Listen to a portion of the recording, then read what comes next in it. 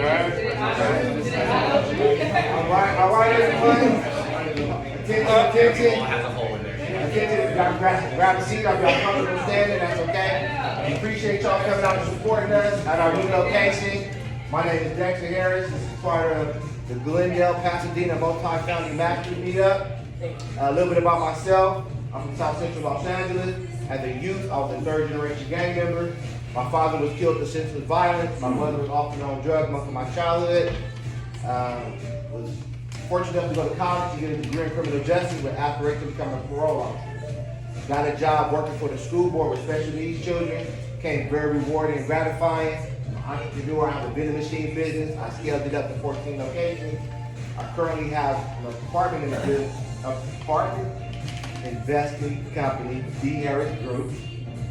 I invest in Houston and San Antonio, 24 up to 100 plus units. Our guest speaker tonight is my co-host, my buddy.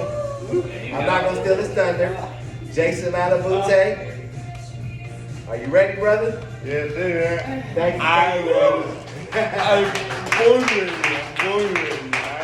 I'm born ready. I'm about that too. Okay. So, out of curiosity, who here knows what is seller financing? Okay, you go first. What is seller financing? It's like going to a house and you want to ask the seller if they want to sell the house and they basically become the bank. Yeah, okay. Would you like to try, Bessie? Right? No, pretty much you summarized it well. Yes. They provide the terms instead of the lender, and you Yes. can be a little bit more flexible. Yes, that is 100% correct. That's what seller financing is. You are buying a property and instead of you going to a mortgage lender to get a loan, the seller is now your lender for that particular property. So therefore, for that to happen, you guys, they have to own the property outright, with no debt. Okay? So here's the next question to you guys is why would somebody want to do a seller financing deal with you if they can find somebody who can pay cash for the property, or they can find somebody who will get a loan and then pay them for the property? Why would they want to do seller financing deal? Yes, Bessie? They don't want to get hit with a big capital gains tax, and they still would like to keep an income stream coming. Yes, exactly.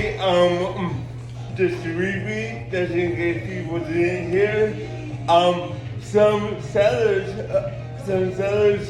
don't want to sell the property outright because they only get hit by a tax gain, or sometimes also their property will not qualify for a loan because the occupancy is too low, or there's too much deferred maintenance. So it's very important that if you guys are looking for somebody who you're gonna present a seller financing deal to, they have to fit a certain avatar for a motivated seller. Okay? As you guys know, 2020, 2021, and the first half of 2022, the real estate market was just crazy, right?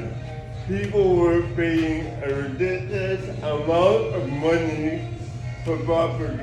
So the seller financing allows you to offer a more higher price. However, you can dictate the terms, right? So for example, if let's say a property is only worth, let's say, $1 million, but you want $2 million, I'll tell you, okay, fine, we could do that deal. However, instead of you charging me, let's say, a 7% interest rate, I'll pay you 5% interest only for the next, let's say, 5 years or 7 years to make the deal work. And that's how I can make sense of paying a more higher amount for that property. So always remember, you guys, negotiation is a give and take, right? It should be a win-win situation for both parties. If I give you the price that you want, that means that you have to help me by giving me the terms that I need to make the deal work, right? So that's how seller financing works. Also, something that most people don't know is that there is certain laws that you need to abide by when you are doing seller financing. Meaning, you can't just negotiate any rate that you want. Meaning that the IRS comes out with what they call an AFR, which stands for, I think it's applicable financial rate, and that is the minimum rate that you can negotiate for seller financing. Because if you go below that rate, then that means both you and the seller can get penalized and taxed. Yes, and I could see that there's a lot of surprised faces here, right? But once again, you guys, I am not a lawyer, so I would highly recommend that you guys consult a lawyer first before you guys do any of this stuff. Okay, so next bullet point is okay, so who here has ever negotiated a deal, whether it's with an owner or with a broker? You have?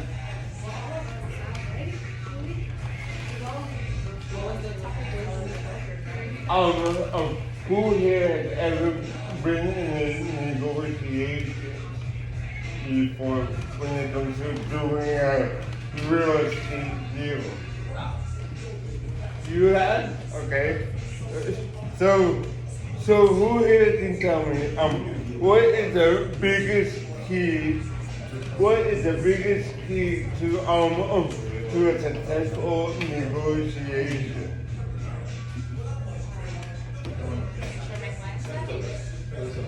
Turn. Okay. Okay. What do you mean by that exactly? Terms, that way, if the seller has an asking price and you don't want to agree to that asking price, but you maybe can negotiate with some terms with that seller to make it more favorable in both of y'all outcome on purchasing that property. So that means basically you're trying to make it a win-win situation, right? Yes. You never want one party to feel like they lost in that particular negotiation because contrary to what you guys believe, if the other side feels like they lost the negotiations, that's gonna haunt you because the word is gonna go around town that you are the kind of negotiator who goes and takes advantage of people, which is not the kind of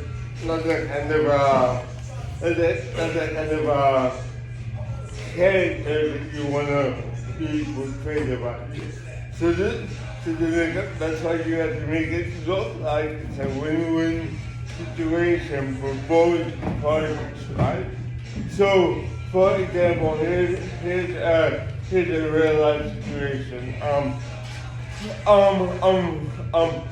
I'm working in a deal right now, and the seller wants to have cash flow for his mom who is retired now.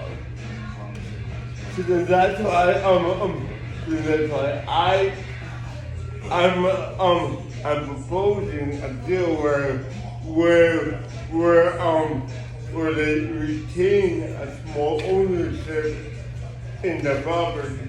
So does that mean that they still get all the interest income, plus they get cash flow as well every single month. So in that way, it's a win-win situation for both parties. All right. So before we go to the next topic, does anybody have any questions about negotiations? Yes, that's it. It's actually two questions. One is, how did you source the deal? And if it's appropriate, can you talk through the negotiation with the seller and how you approach that? Sure.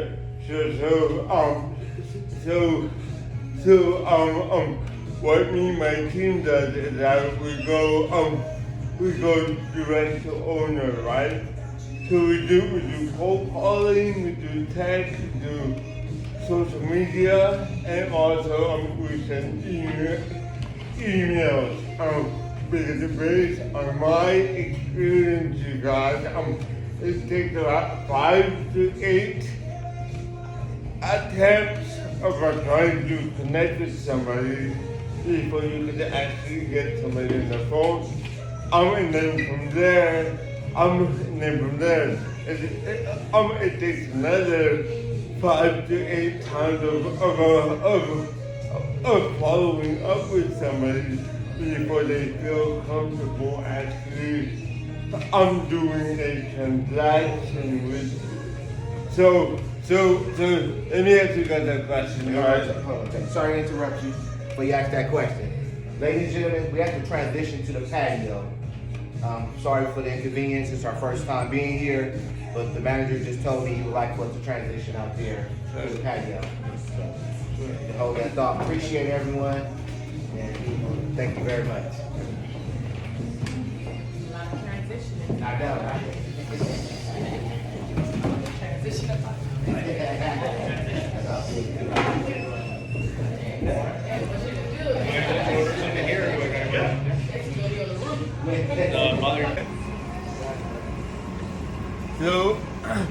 So let's continue the show. So as I was saying, people, I was rudely interrupted. My apologies. My apologies. What is the difference between the word contact and the word contract? Contract? Yes, contact and contract. What's the difference? Contact, when you contact someone and reach out to them. A contract is a legal binding document between two parties. You are overthinking this. All right. That's one. Relationship. Yeah, exactly. The difference between contact and contract is the letter R, and the letter R stands for relationship. Shout out to Mr. Greg Cardone for that tip. So like real estate, you guys is a relationship type of business, right?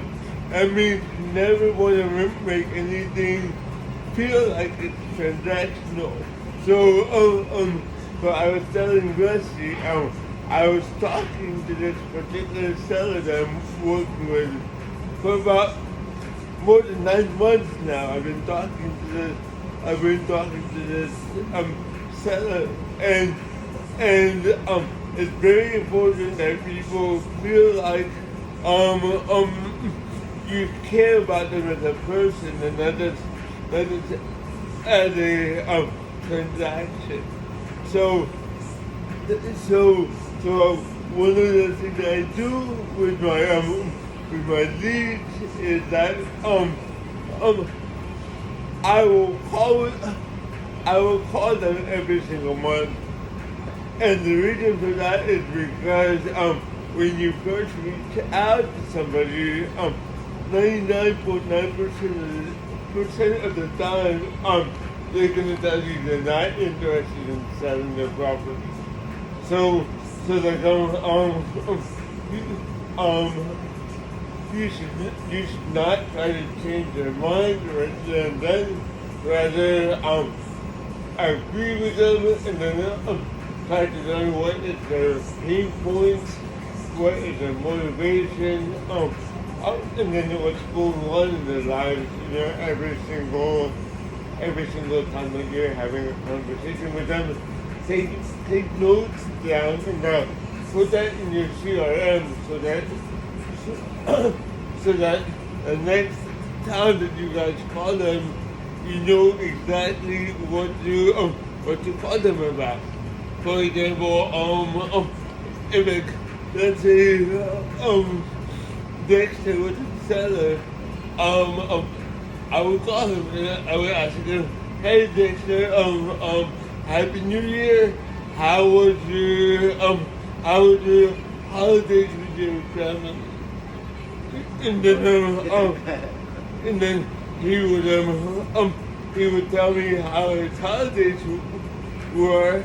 And then I would take notes in my CRM so that I could use that information as leverage for next time, right?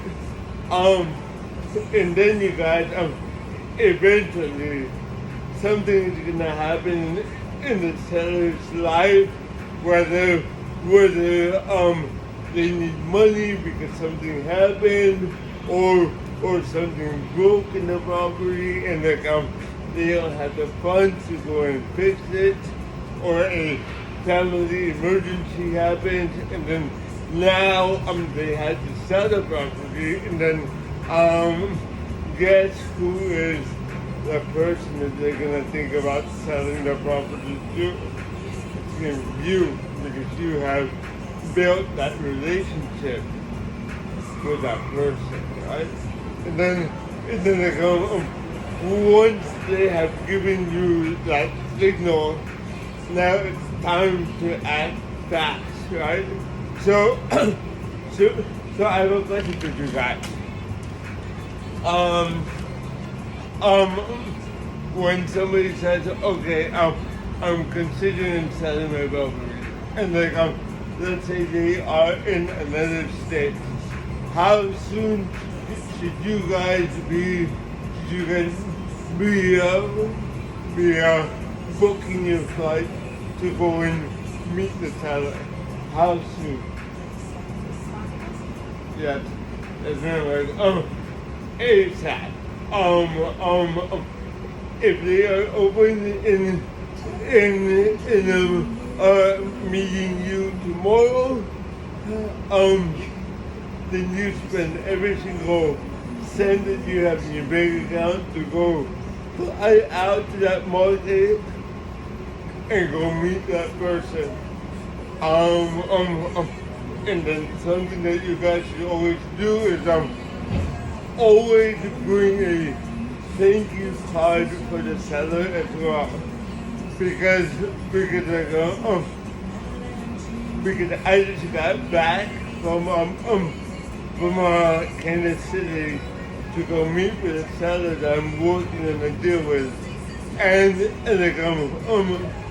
the best compliment that I got during the whole week I was in Kansas City was when I handed the thank you card to the seller. He told me, you are so professional. And that is the biggest compliment that a seller can give you as a real estate investor, as a buyer, right? So now we're going to talk about how do you plan your trip, right? Because remember, you guys, that's because the seller said that he's open and selling the property to you. He is not obligated to go and meet with you. He's not obligated to actually do a deal with you. So how do you make sure that you do not waste your trip going to a market? How do you maximize your trip going to a market? So here's what I did. I went to my CRM and I sent a text message to every single broker that I built relationships with in that market. And then I went to go in. And I went to go and meet the broker, and we toured like 3 to 4 other properties as well. So I'm building relationships with the local brokers. I also met with our boots on the ground person. Having a boots on the ground person is very important. Because you need somebody who knows that market, like they know the back of their hand, and it's very important because you have a relationship with them. Also, I went to go meet with the bankers in that market as well. Because I want to know what kind of financing I can get for the deals that I'm doing. And lastly is that I went to go and meet with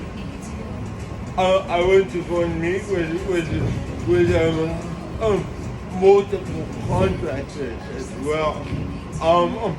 I took 2 contractors to the property on different times so that we could get different bids for the property, so that we know exactly how much the rehab budget gonna be.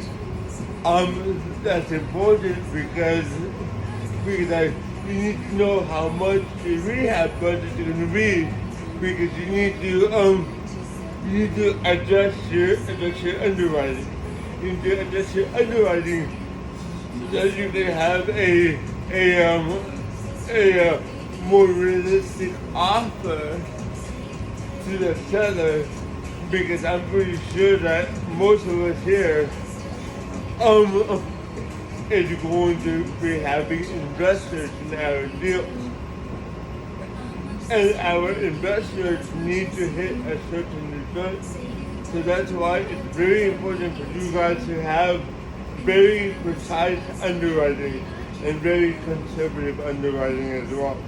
So real estate is a team sport, you guys. Okay? So does anybody have any questions so far? Yes, Betsy, go ahead. How did you find a contractor? I stole them from my property managers. Yes, it's all about relationships. so I was talking to my contractors and I was talking to my property managers, and I asked my property managers, who do you guys use for your contractors?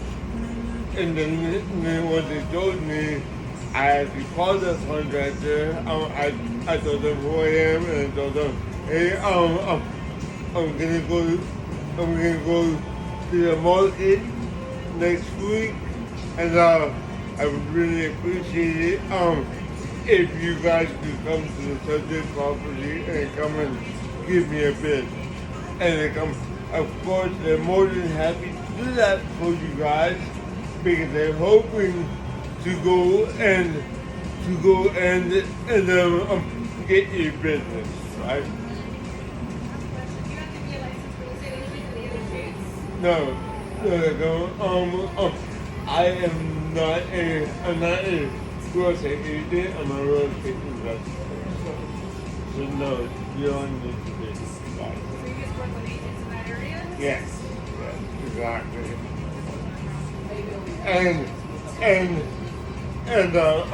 That's a very good point, right? And I was having this conversation with Dexter over the weekend, which is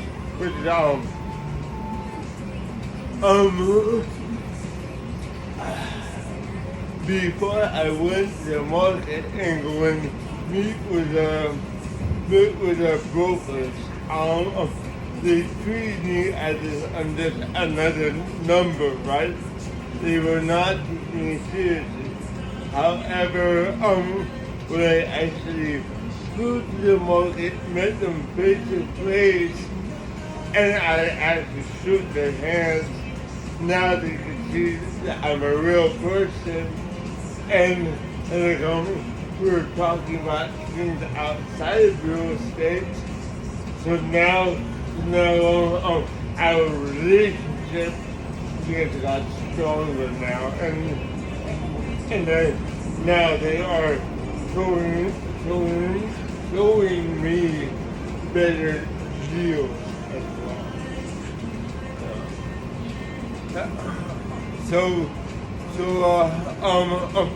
I'm gonna open this up for some more questions and answers that you guys might have for me. Go ahead. Yes, Andrea. I know I came in late, but I want to ask you, have you worked with the property management team to provide you with like a bid to do 100% walkthrough, and then they can tell you an estimate of what it would be, just how much, like a CapEx budget? Do they include a CapEx budget when they do a walkthrough with the property you're about to buy? Yes, that's what I did with our contractors. The property managers were not there. I was just there with the contractors. And basically, I just told them what I wanted to do. For example, right now, we are in a recession, right? We're going in a recession. So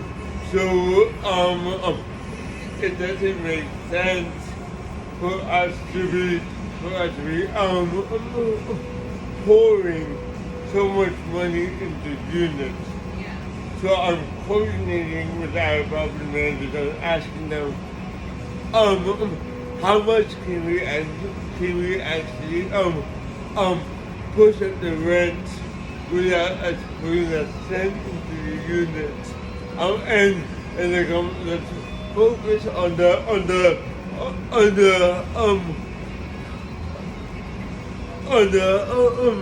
big ticket items, meaning the roof, Appliances, yes, countertops.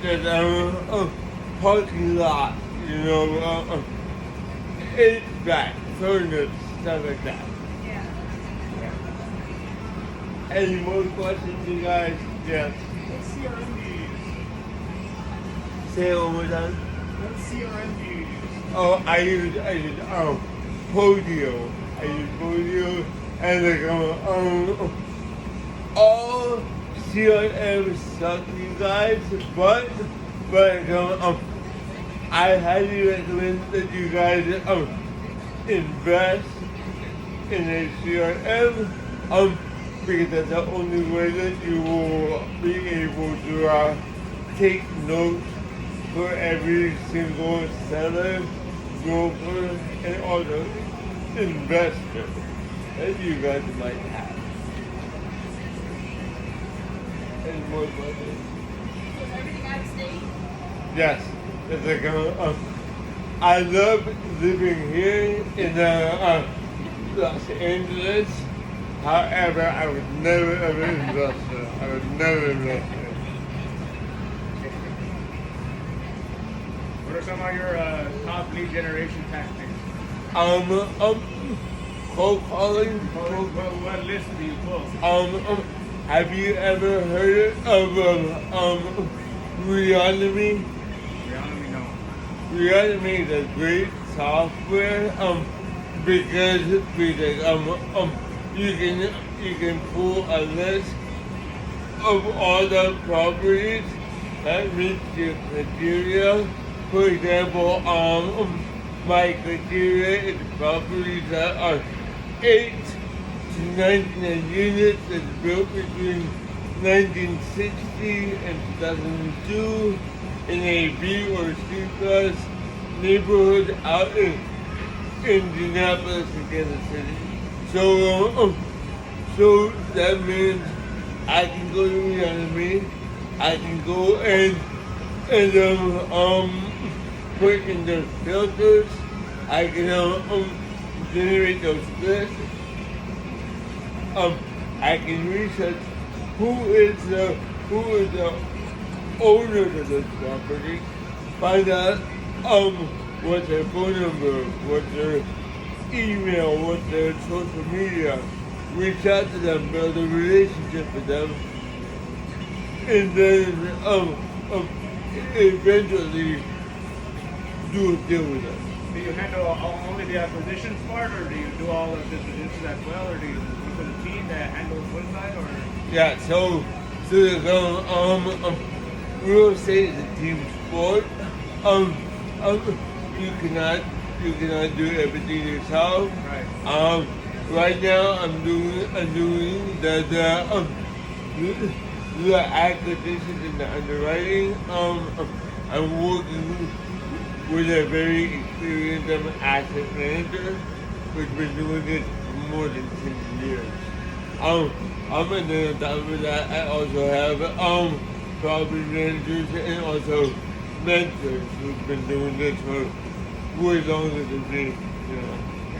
What about when you're talking to sellers? Like, what are your top negotiation tactics? So a very funny story is like before I hired a BA, I used to make all the calls myself, and like I was so scared to actually call the sellers because I had a limiting belief, you know, growing up with a disability. I thought that they could not understand me. However, what I found out was that that's all my head. You know, like most people can understand me just fine, and like for the 2% who cannot, all I have to do is just to slow down my speech and repeat myself, and then they will understand me just fine. So I'm telling you this because I personally believe that before you go and hire a BA who's gonna make a call for you, you should go make them call to yourself first so that you know how to train the BA. You know? Thank you. You're welcome. Any other questions? Hi Jason, Yes. sorry we came late. No problem. No problem. Nice seeing you again. Yeah. My question is right now do you have a deal that you're working on and Yes. Yes. type, class type of the property, are you focusing on A, B, or C, or D, or Yes. So I am working on a deal right now, and I focus on more B and C plus neighborhood. and Yes, sir. your project right now is where? My deal right now, it's in Kansas City. Kansas City. Thank you. Title or actually company you guys investment firm in LA?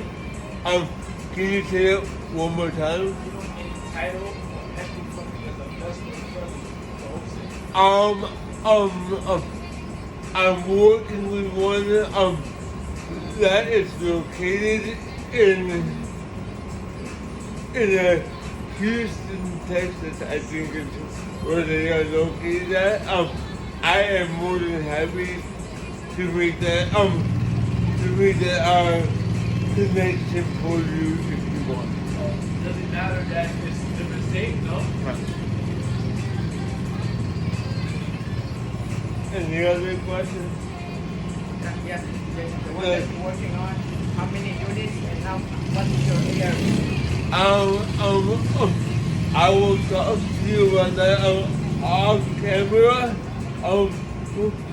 Please, I don't want them to really see that on camera. Yeah, Jason? Any other questions?